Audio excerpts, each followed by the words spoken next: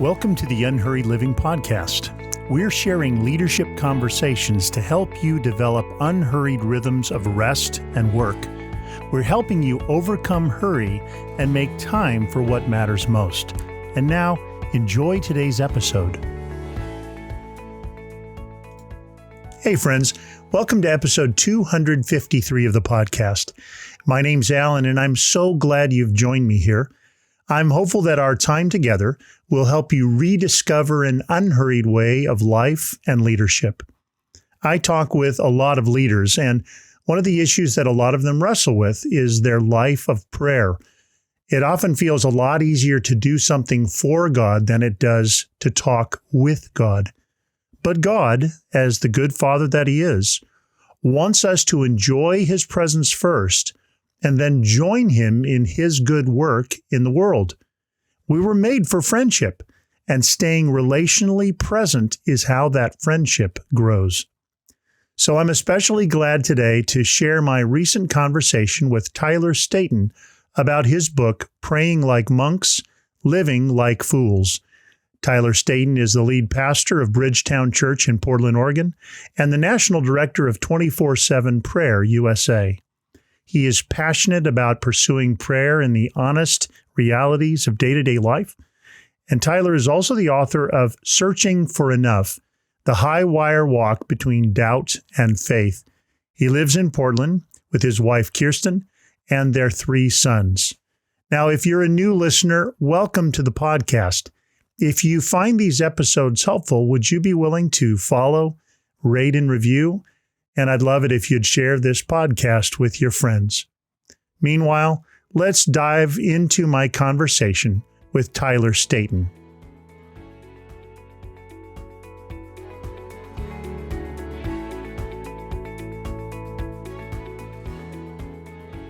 Well, on today's Unhurried Living podcast, I'm pleased to have Tyler Staton, author of Praying Like Monks, Living Like Fools. Tyler, thanks so much for joining me for this conversation. Absolutely, Alan. I'm really grateful to be here. It's great. And when I have a conversation with an author about a book, I love to start by asking if you could share a little of the story of how this book came to be. Sure. Yeah, I think, I share in the introduction of the book a lot of my personal story, my personal journey with prayer.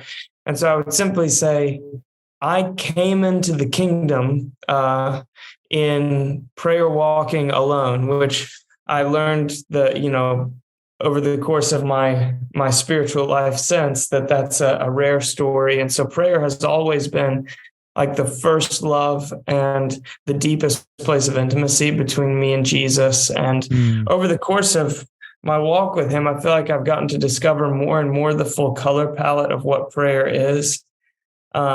And then I found myself leading a church in New York City that I planted and pastored for a number of years.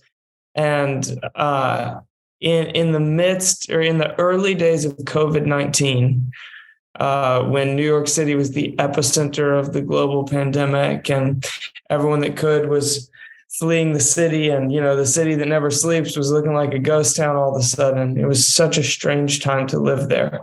Yeah. But I found myself feeling compelled to put down many of the things that I had taught and preached at my church there in Brooklyn onto paper when it came to prayer. And then I, through a crazy, unexpected set of circumstances that also was discerned in prayer, said yes to moving from New York to Portland, Oregon, to step in as the lead pastor at Bridgetown Church, where my friend John Mark Comer had previously been pastoring.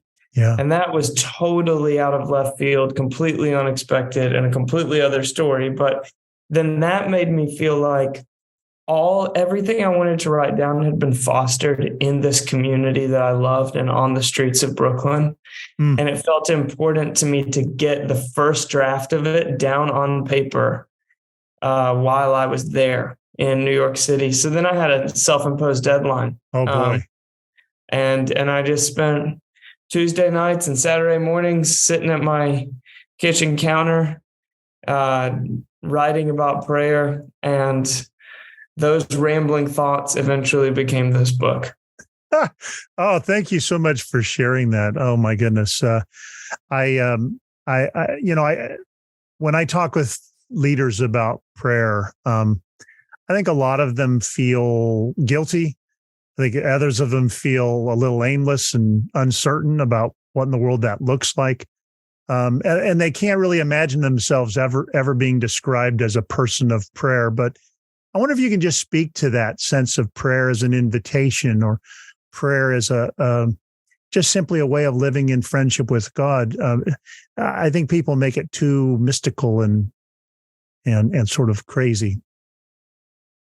Yeah, maybe if I could offer a couple of different analogies. The first is a really straightforward one. I mean, prayer is our most direct and straightforward form of communication with God. Yeah. And communication is how relationship happens. So, I think if you take the Bible and you understand the Bible as a love letter from God to his children, and I imagine, I'm married with 3 children. So let's say that I told my wife, hey, I'm not going to talk to you anymore, but I have written you this really long letter, and I want you to read it every day so that you know who I am and how I feel about you. And that's how you can commune with me from here on out. She would not feel that that was a very good arrangement for the flourishing of our relationship. And so Probably not. Yeah. yeah. And yet, when I think about talking to her, I also don't think really strategically and in particular increments and think, well, what form of talking to her am I going to do now? And, I just let it rip. I communicate with her freely. And that's how you learn to pray. If you're wondering how you learn to pray, I would say try to lower the bar and think about relationship and talk to God relationally. Tell God the things you think you're not allowed to tell him. Talk to him about the things you think he might not be interested in. Just relate to God as you would to a best friend or a spouse, and begin to relate to him all the time, not just in a particular block of time that you've set aside or something. Most of my praying happens walking or riding my bike, which I do to and from work. My commutes are prayer. It just comes out of me all the time. So that being one analogy. And then the second thing is, I think prayer often is kept stunted, like growth in prayer is stunted in the life of a believer, because most of us learn one form of prayer and we think that's what prayer is. So like even right now, if someone's listening to this and you and I are using the word prayer, for some people, what's immediately coming to mind is telling God the list of things I keep that I want him to do or give. For other people, what's coming to mind is the reciting of ancient words written by another. Yep. For some people, it is contemplative silence and attempting to surrender my anxieties to God or allow his voice to speak to me. And all of that and so much more is prayer. And so I think Christians often become quite bored with prayer because we have this whole color palette of prayer. But it's almost like we've only ever learned to paint with one color. And so if I'm painting on a canvas, but I only have red, then over the course of time, I'm going to get kind of bored with the art form. But if I've got a whole color palette to create with, then it expands so much what can be created and what this is. And it enlivens interest and life from painting. And that's what prayer is. And so was a large attempt of my book, was just to try to, in an accessible way, introduce people to a greater breadth and depth of what prayer means and how to practice prayer. I love that. Yeah, one of my mentors from whom I learned a lot about a life of prayer, he used to say, prayer isn't mainly something you do, it's mainly someone you're with. And to your point, prayer is a relationship with God. It's an interactive conversation. How has that relationship grown for you over time? Just this sense of just you're always in the presence of God, and that the opportunity to communicate with God is always an option. Yeah, that's a great question. I mean, I definitely think I've grown in depth of prayer. I think maybe the journey of prayer that I've been on probably over the course of, I'm thinking coming up on 25 years now, I think I've learned more and more the conversational nature of prayer. I think that's probably the common trajectory is prayer starts off as a monologue and then it grows more and more a dialogue. I imagine, or maybe I hope, that when I'm an old man, prayer involves much more listening than speaking. But right now, I would say most of my prayers start with, Jesus, I hear you talking to me about, or Jesus, I'm having trouble with, or I'm confused by, would you help me with? And there's periods of waiting in my prayers, and there used to be very little waiting.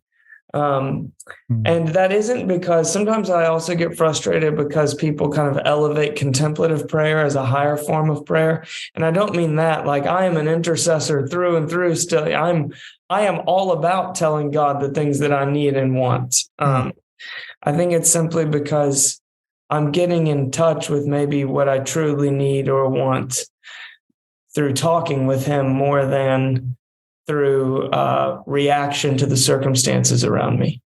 Yeah, no, I appreciate that. In your book, at one point, you quote one of my very favorite bits of wisdom about prayer from a writer by the name of John Chapman, who was an Anglican Benedictine abbot in the early 20th century. And he was the one who said, pray as you can and do not try to pray as you can't. I think that's great wisdom. I think that's really the spirit of what you're trying to say and what I've read in your book. Yeah, absolutely. Yeah.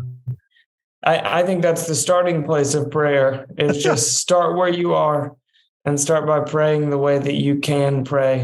And I'm sure we could talk a lot more about that, but I think that is the absolute best advice when it comes to prayer that anyone has ever given or that I've heard. And that's why I quoted him. So simple. Yeah, I mean, the only person who can pray is you, not somebody else.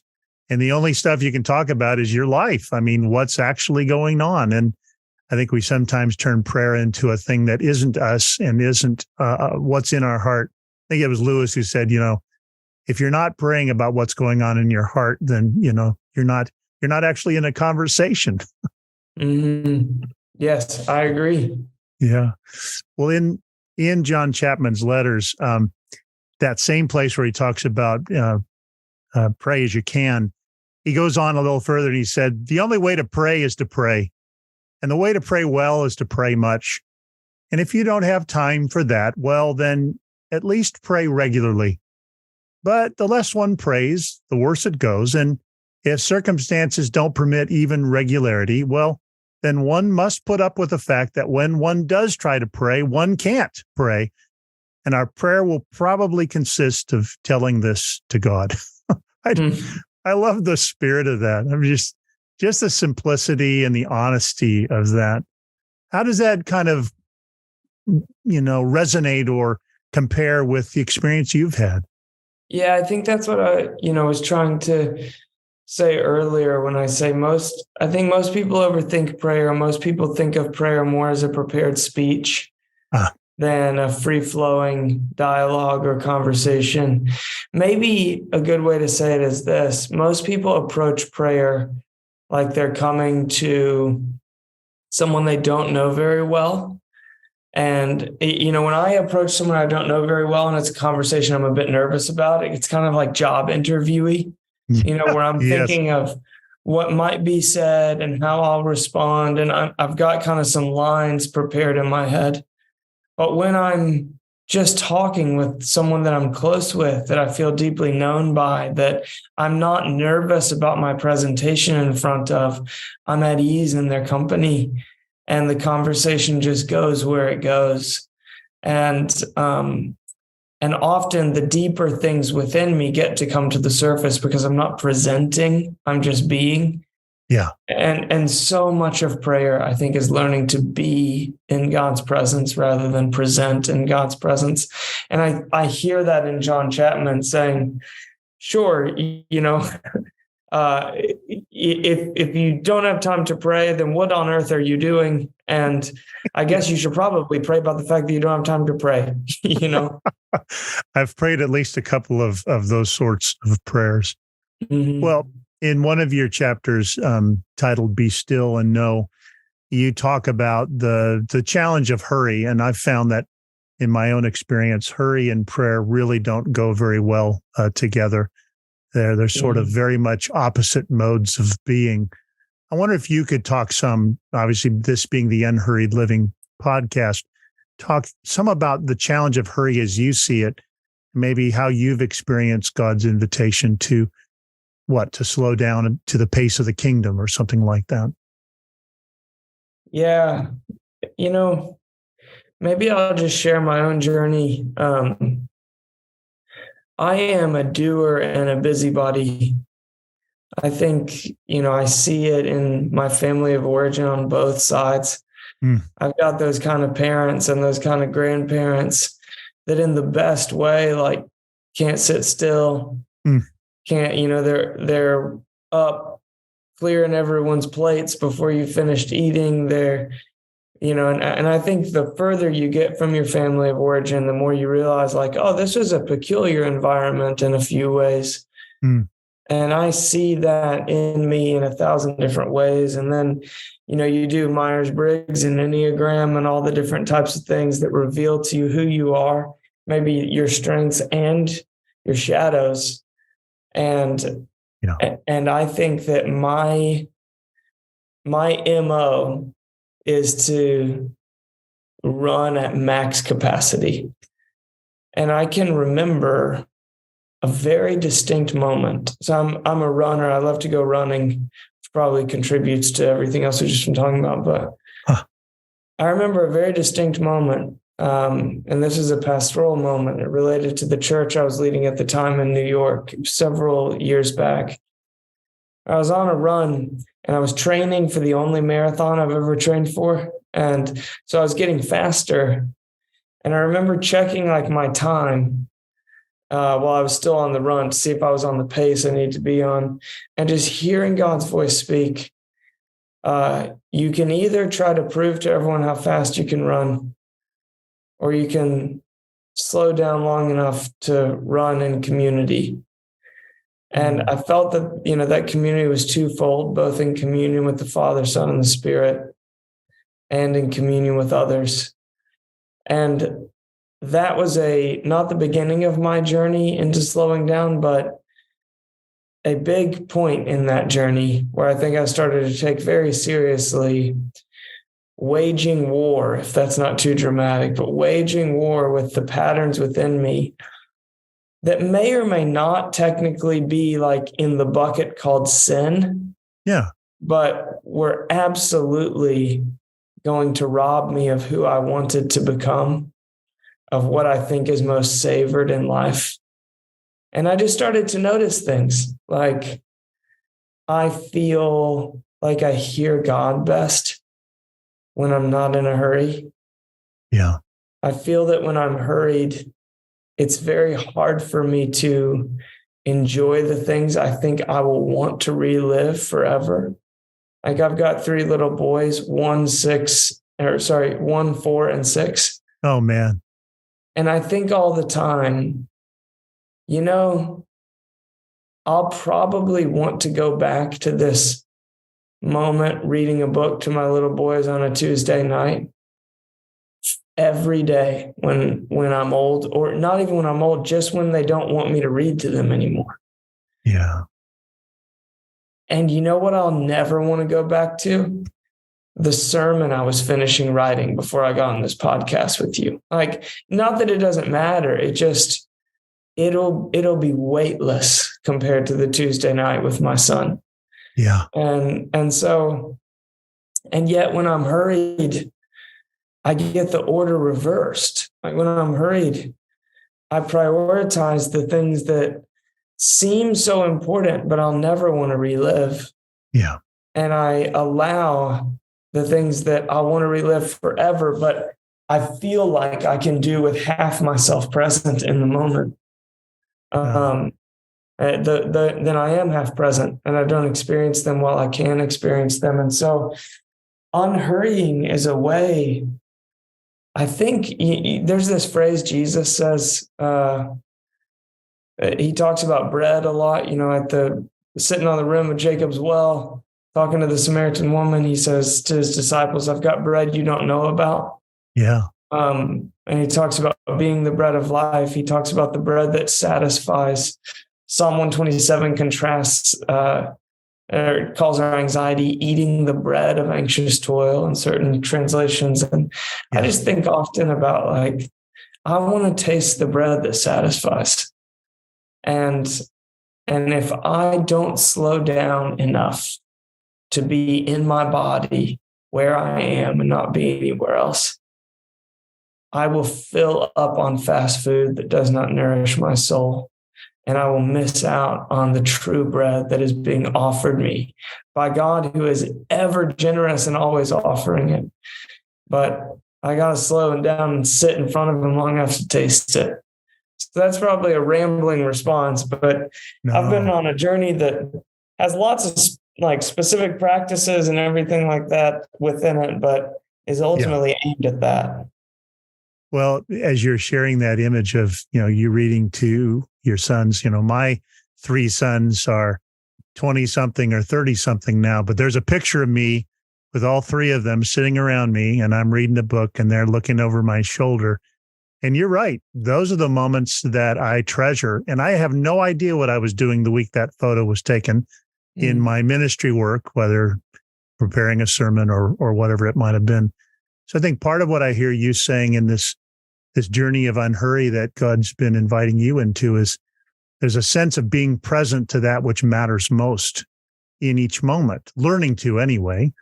Yes. I've been learning in a stumbling sort of way along the way. So one of the phrases Paul uses in his letters, he's writing, and he kind of in his closing comments, one of his invitations is pray continually. Mm-hmm. I think a lot of folks here pray continually and thought, oh no, I don't know if I can be a person who does that. But I think you probably have a different vision of what pray continually might mean than perhaps someone who hasn't had the experience of trying to grow in prayer. Can you say more about that invitation that Paul extends to us? Yeah. In fact, the last chapter of the book is about that very invitation. Yeah. I think I would say this. When Paul writes pray continually, I think what he has in mind is live every minute of every day in God's presence. Not that you can. It's not possible to live not in God's presence, but it is possible to be in God's presence and be unaware of it. Yes. In fact, that's how I'm living most of the time. And I'm trying to grow in my awareness of him. There's so many examples in the Bible of times when people almost missed God's presence. Yeah. That sometimes I wonder how many things might be in the Bible that people actually did miss. There's obviously the Pharisees who memorized the prophecies about what Jesus would be like, missed him right in front of their eyes. Yeah. But then there's other things like when Jesus walks on water, it says, as the Lord was about to pass by. So he was, it seems like, content just to walk right past the boat in the storm, and they just spotted him. And then something amazing unfolds. But I do wonder, is this the only time Jesus walked on water? Might there have been other occasions and he did pass by? Or, the disciples on the road to Emmaus in Luke 24, Jesus walks with them all day, talking about himself, unpacking the scriptures to them. And in the evening, after they've talked him into staying for dinner, they finally recognize him at the dinner table with them. But he had been with them the whole time. And the examples go on, but all to say, I think what Paul has in mind is to not only recognize Jesus at the dinner table, but to learn to recognize him right when he joins you on the road, so that you're aware of who you're with all day, so that you can enjoy his presence with you all day, which is a mystical concept. And so to make it more practical, the way that I experience that is twofold. So I and actually the entire church I lead, Bridgetown Church, we live by a daily prayer rhythm of morning, midday, and evening prayer.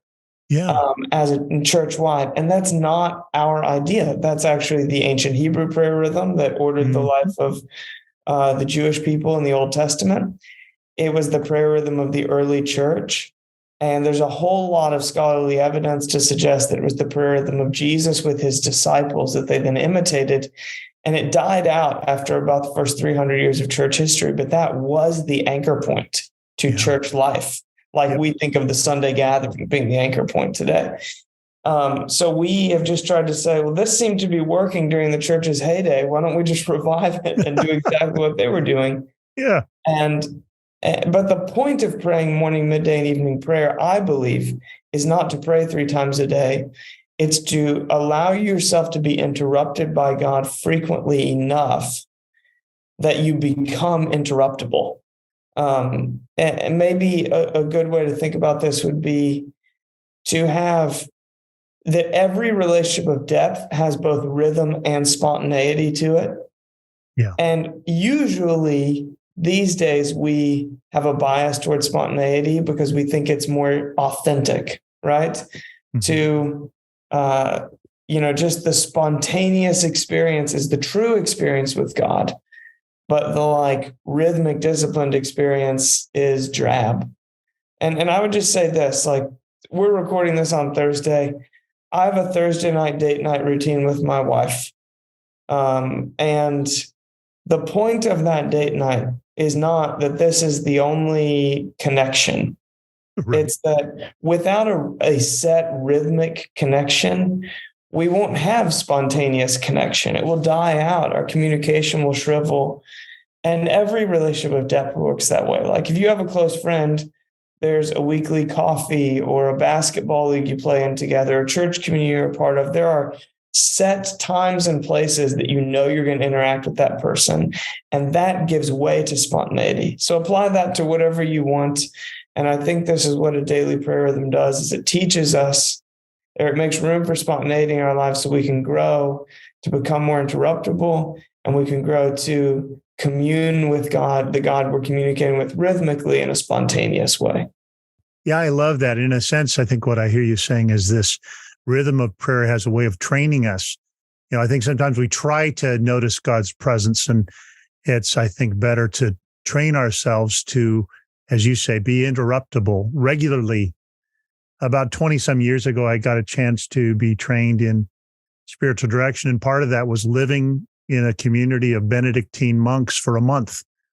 And so they have reproduced, of course, that sort of daily rhythm of a morning and a midday and an evening and a night. I think they do 6 times a day, right? It depends on the community. It can be as many as 7 or even 8. The rhythm of the day is 7, and then sometimes they'd have a middle of the night vigil sort of thing they'd also do. I remember one of the monks there, he had lived as a Trappist for 40 some years, and they had practiced the whole range of, get up at 2 a.m, just like Thomas Merton and other Trappists have done. But I don't think we have to be that radical. I think it's the regularity and it's the being interruptible, as you said, that little by little, I find that does train me to a kind of more continual awareness that God's with me, a receptivity of it. And over time, in an unhurried way, you can learn to be that sort of person if you want to. I love that. Well, one of the other things you talk about in one of your chapters is the idea of Jesus as intercessor. I don't know that a lot of us think about the idea that Jesus and the Father and the Spirit are in conversation about us, and about our good. Can you say more about that and about maybe your experience of that reality? Yeah, I think that is such a rarely understood concept in the church today that I really fought with my editor because it didn't quite fit into the flow of the book. But I just thought that, how can there be a book on prayer that doesn't include the fact that all of our prayers are in response to prayers being prayed for us by Jesus right now? And so I found a way to weasel it into an appendix. Nicely done. But I think that I'm trying to grow in awareness that Jesus is praying for me and what Jesus is praying for me. One thing I notice about all of the biblical prayers, essentially, it's probably clearest in the Pauline prayers in the New Testament letters, but is that the biblical prayers tend to be centered on promises, not problems. Yeah. But most of our prayers are about problems, not promises. Right? Paul's praying things like, and I pray that Christ's love may dwell in your hearts richly through faith. And we tend to pray things like, God, please help this meeting go well. And let little Sammy get into the school that he wants, and, things like that. And I think those are good prayers. I think God cares about everything we say. I think parking space prayers are good prayers. I think God loves to talk with us. Yeah. And so the subject matter of our prayers isn't the point. But when Jesus is praying for us, I think he's praying his promises into our experience. And even when Jesus gave us the Holy Spirit, he says repeatedly on the last night of his life, as he's preparing to be tortured and killed, he gets kind of giddy over and over, saying, when the advocate comes, when the advocate comes, when the advocate comes. And he's telling his disciples about the gift of his Spirit. And he says, the Spirit won't teach you anything new, but they'll remind you of everything I've told you. And so I imagine the Holy Spirit as this channel between Jesus's prayers and my experience of the one who is taking all the things I already believe in my head, all the promises Jesus has said, and reminding me of them until they come alive in my bones. It's until I am not just reciting the fact that I'm the beloved of God, but I'm living in the security of being God's beloved. And I'm not just reciting the fact that he is faithful even when I'm not, but I am resting in his faithfulness, not because of me, but in spite of me, and so on and so forth. And so anyway, when I think of the intercession of Christ, I think of him praying his promises down into my experience. Yeah, I love that way of saying it, the contrast between promises and problems. I've sometimes thought a lot of the prayers in Scripture are very soul-focused, and a lot of our prayers are very situationally focused. Mm-hmm. We sort of pray out there, and Jesus is praying something into us, as you said. Yes. I love that. I always think that, prayer is just an illustration of how important relationship is to God. Mm-hmm. We imagine maybe the main thing God's up to is giving us jobs to do. But I think he's really interested in our friendship, and he's longing for, through us to have, for relationship and friendship to expand among us, between us, in our world. And I think those are the sorts of things Jesus seems to have in mind and in heart. Mm-hmm. Well, I wonder if, as we close our conversation, if you could maybe just share a word of encouragement to our listeners as we close, maybe just rooted in the hopeful message that I found as I read your book. Yeah, I would love to. I think this is not in my book, but my middle son, Simon, I feel like needs to hear this often. And so every night when I'm putting him to bed and he prays, I always say, do you know that your prayers are God's favorites? He loves to hear your voice. And I would just say to anyone listening to this, I know that probably sounds cheesy and childish, but God loves to hear your voice. Yeah. And he is not waiting on you to have a new insight or a new practice or a new whatever. He just wants to hear your voice. And so would you talk to him, and would you listen to him, And I would just humbly suggest that a really simple place to start is to take something you're already doing and remove the noise and just give it to God. So take your commute home from work at the end of the day, or your commute back from kids' school drop off, or whatever it may be, some regular rhythm in your life that you normally fill with the noise of a radio or podcast or whatever, and just be quiet and give to God whatever there is to talk to him about during that time, and ask that would be like a seed, that like grows and flourishes like a mustard seed in your life of prayer. So that's what I would suggest, is just start there and remember that he is a father who loves to hear your voice. I so appreciate that. Thank you. That sounds inviting. That sounds like something we could do. So again, today, my guest has been Tyler Staton, and we've been talking about his book, Praying Like Monks, Living Like Fools. Tyler, really, it's been a pleasure to talk with you today. Yes, you too, Alan. Thank you so much. I hope you enjoyed our conversation just as much as I did. In the next few episodes, we'll be talking with authors Jeff Crosby, Kyle Idleman, and Sean Nemechek. I can't wait to share those conversations with you. Now, if you'd like to receive more help from Unhurried Living, I invite you to join our Unhurried Daily email list. For 40 days, we'll send you a brief daily email that offers personal reflections from life and scripture to help you take the next step in following Jesus' unhurried way.